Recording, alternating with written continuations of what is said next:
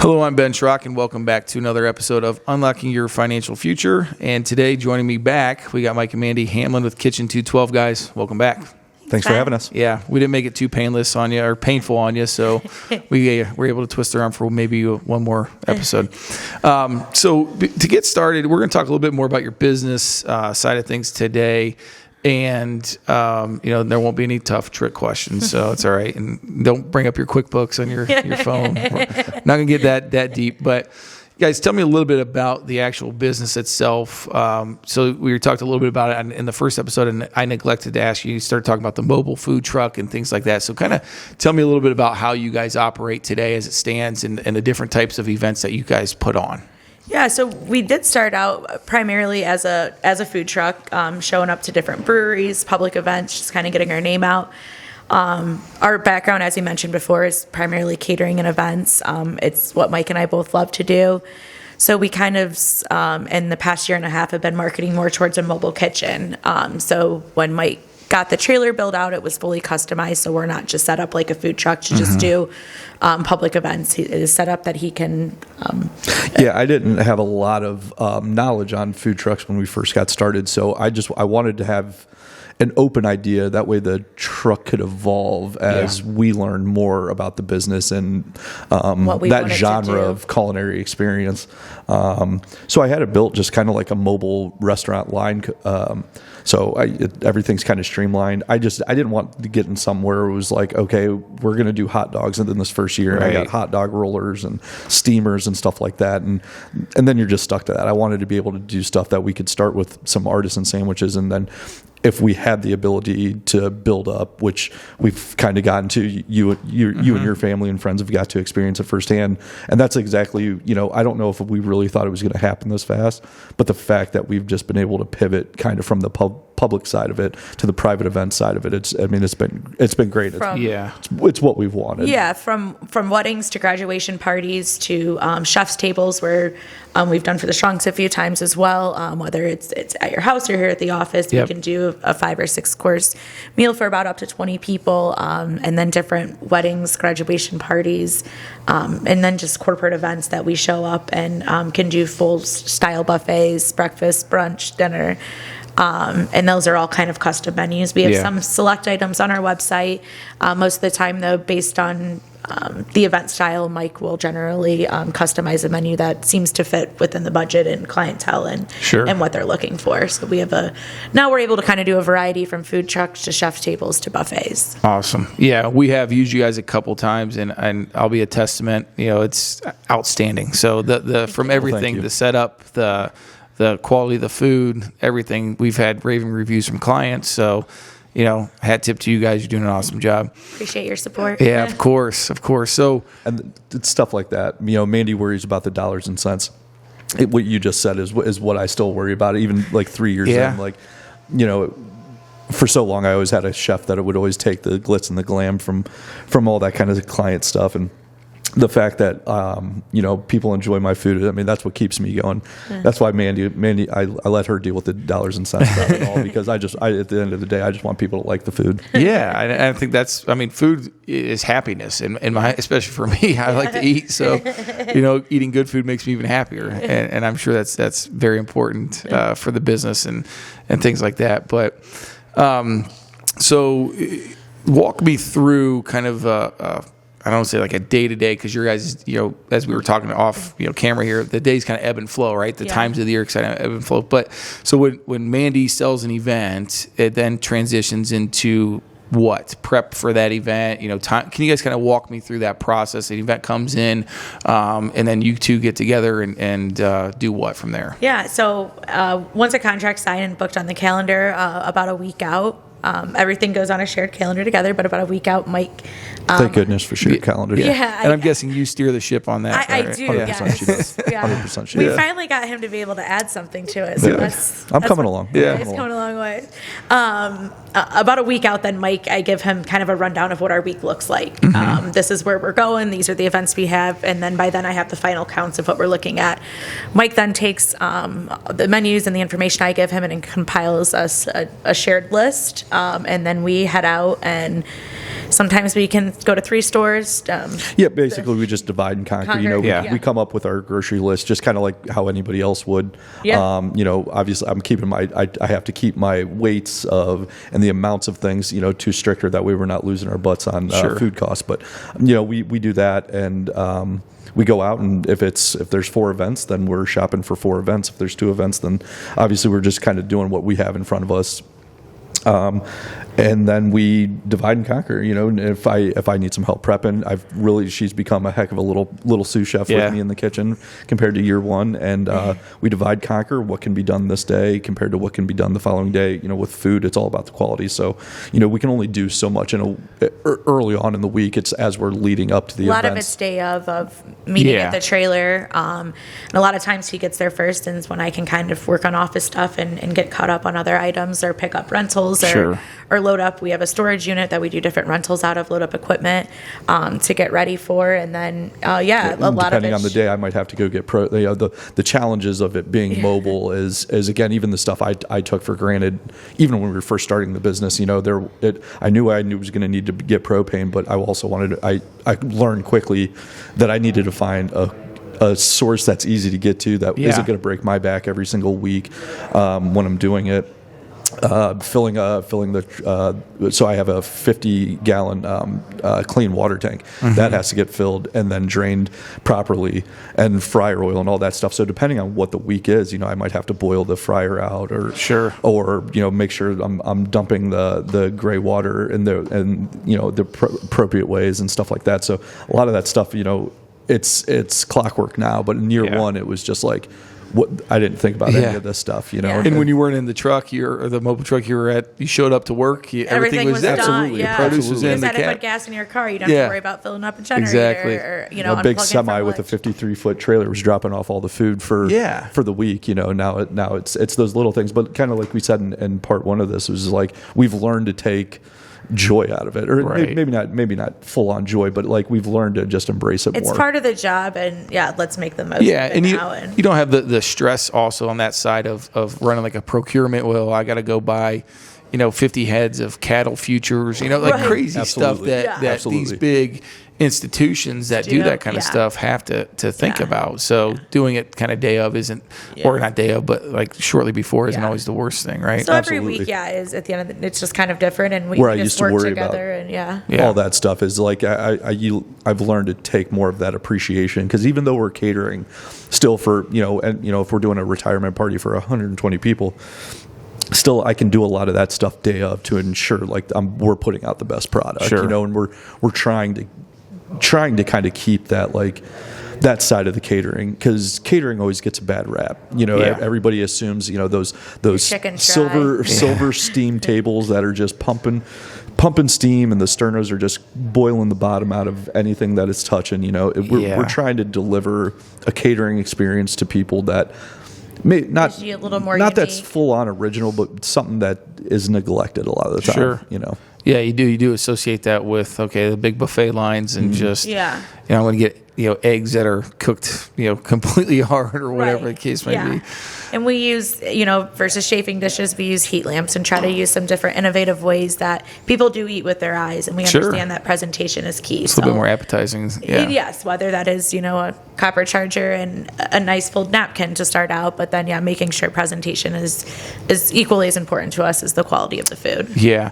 Now, when it comes to pricing the menu, are you guys trying to get a specific margin on every item, or are you just saying, hey, we're gonna you don't have to tell me the markups or markdowns or wherever, but is it like I'm buying a tenderloin and I'm gonna upcharge that more, or we're just saying, hey, across the board we only want to make X, 20%.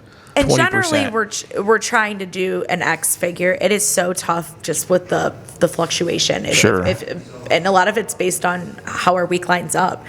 Buying in bulk of stuff saves a little bit, but that doesn't always work when we have 5 different menus. So we have, I guess I want to say, set pricing, and a lot of it is in our contract state that it could modify up to 6 months out because we've been food burned costs on is that so, too.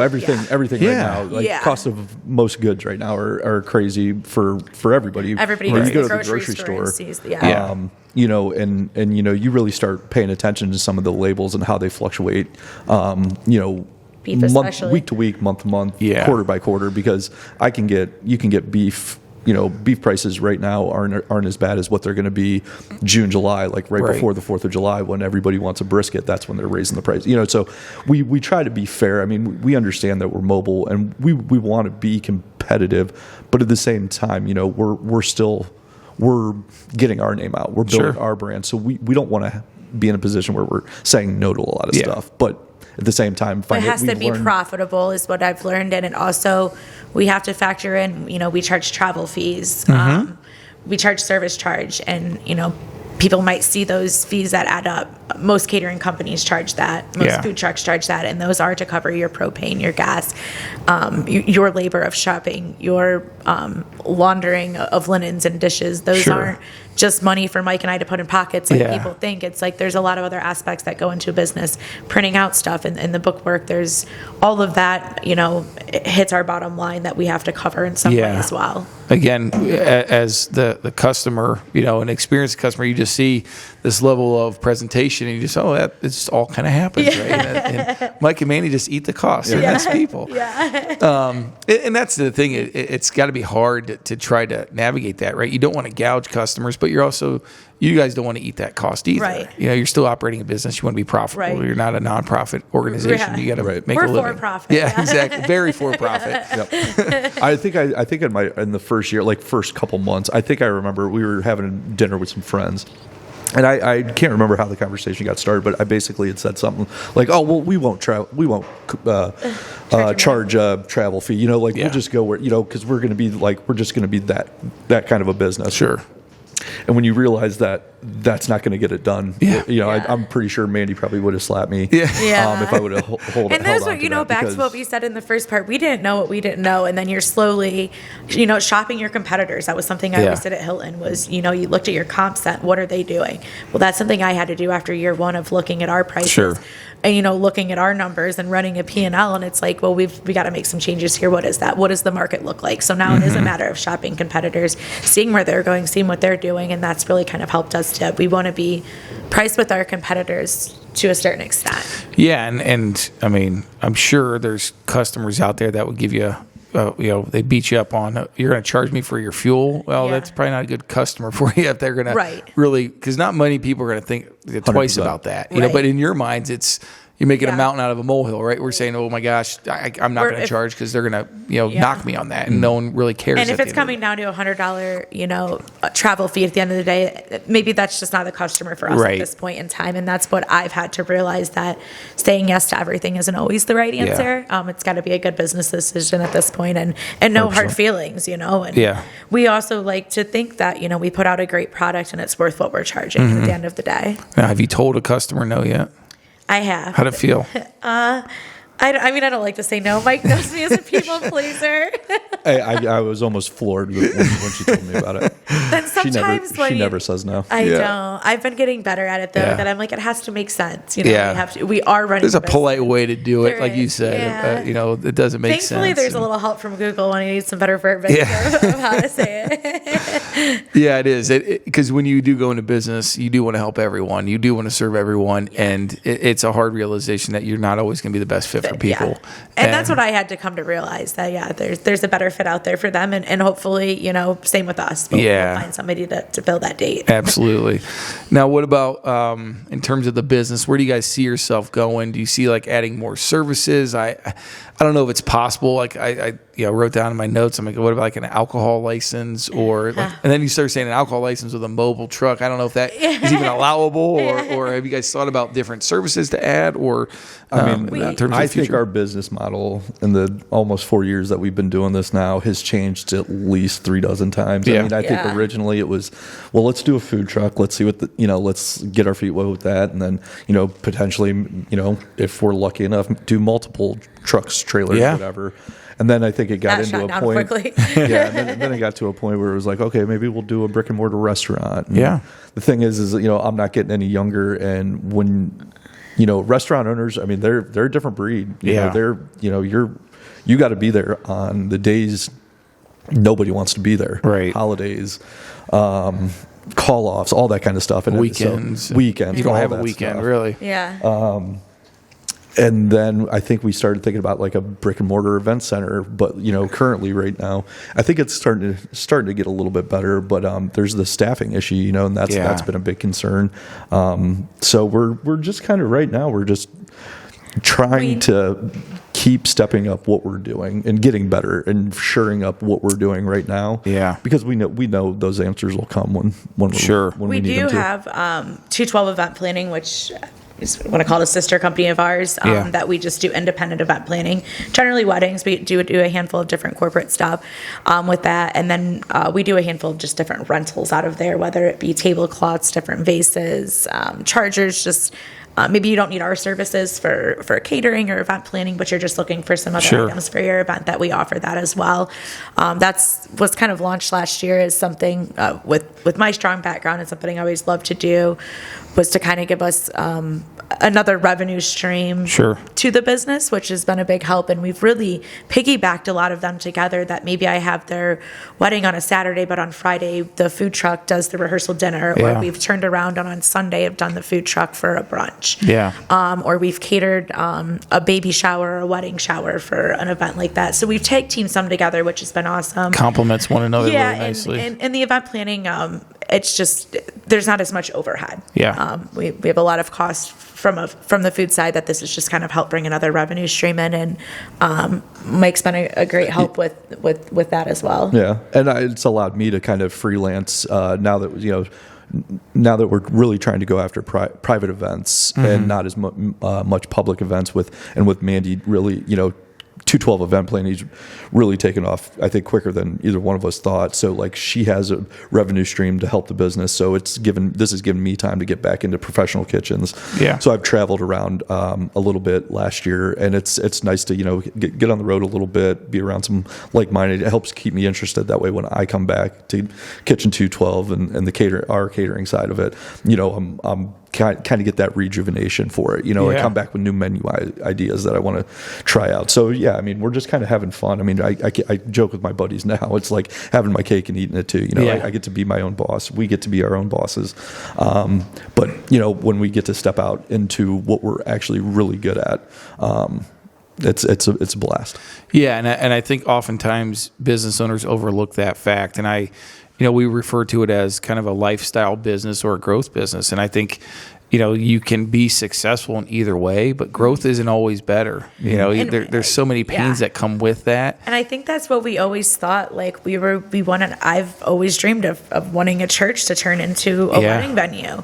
And then, we kind of started looking down that and was like, as cool as that would be, I think there's other ways that we can be just as successful and potentially happier with, I don't want to say less stress, but maybe a little less stress. I mean, when you boil it down and you say, you break out the 212 event planning and versus you owning your own event center, when it comes down to bottom line, and one revolves rent, utility, all that stuff, and staff and insurance that you're paying for everything you can Liquor imagine.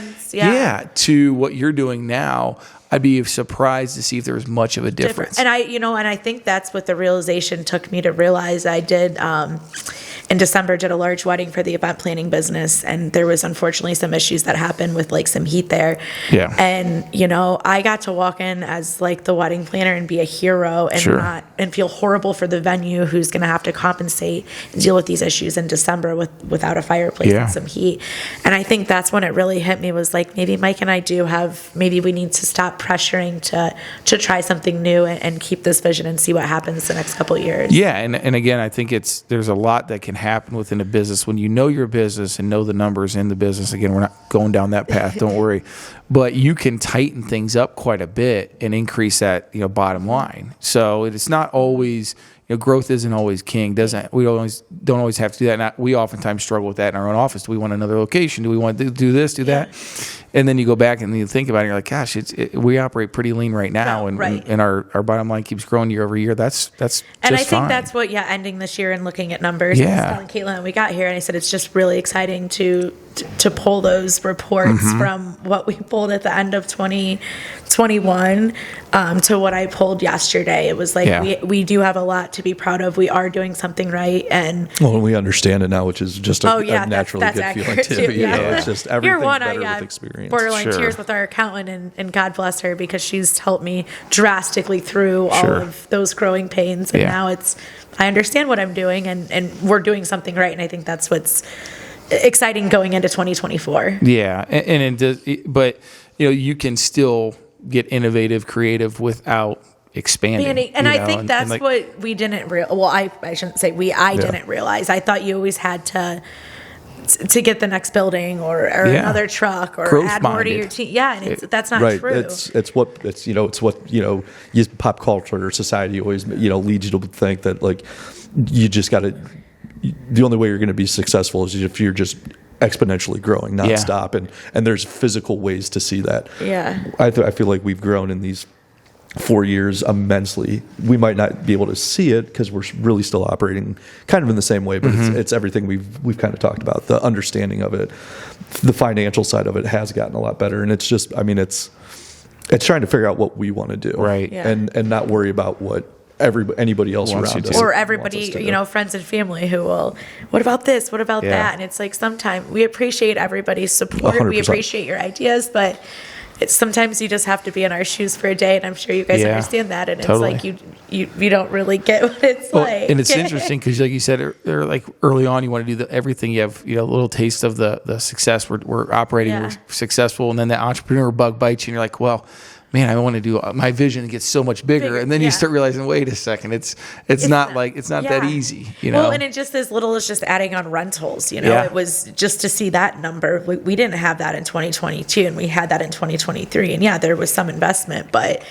that's just pure revenue, just to be able to throw out some vases and linens, and it's just kind of a nice, and it's those little things that I think we keep adding and.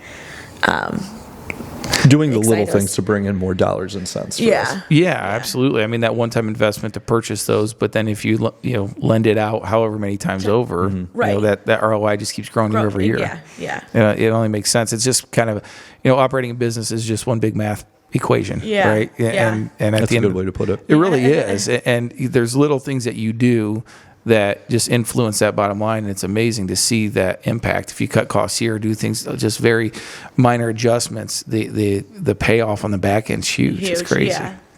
So when it comes to, we talked about this a little bit last time, but like planning on the business itself, when you guys are saying we're drawing the line at dinner, we're not talking about the business, but do you guys have scheduled times throughout the year or the weeks where you guys just kind of sit down the two of you and plan on the business itself, or we kind of, and every week's different, just kind of, Mondays we try to take it me just ease into some office stuff, but it's our easier day. And then whatever our start of the week is, like, let's regroup. And a lot of times I save the majority of my questions till then, because it'd be really easy for me to just, walk upstairs if Mike's sitting at his laptop and ask him, hey, I need this, I need that. And that's what I used to do at Hilton. I'd walk up to the chef's office, I need this, I need that. Well, it was a little different then. So now I try to send him an email or... Yeah, that's where, like, in the first year, like, we'd get into some little tiffs and stuff. Again, being married, that we learned after that first year is, like, we do have to have scheduled times for it, because if it's so Mondays are typically a very quiet day. We rarely have events on Mondays, so that's like the day if I'm not at the trailer doing any maintenance, then I'm taking the day off. Mandy will catch up on some emails or whatever. And in that first year, she would come up and she'd be ask all these questions. I'd be like, no, we're not talking about it. Now it's gotten more receptive to the point of, like, all right, like, we'll talk about it on Wednesday. We both have too much stuff going on today. Let's treat each other like we are coworkers, and that you even though you want to come into my office and say, hey, let's talk about it, we have to have procedure for it. Because even more so, I think, because we're married, because otherwise it's just one of those things where your wife, he hasn't had she enough comes coffee. in and it's just my wife yelling at me to do something.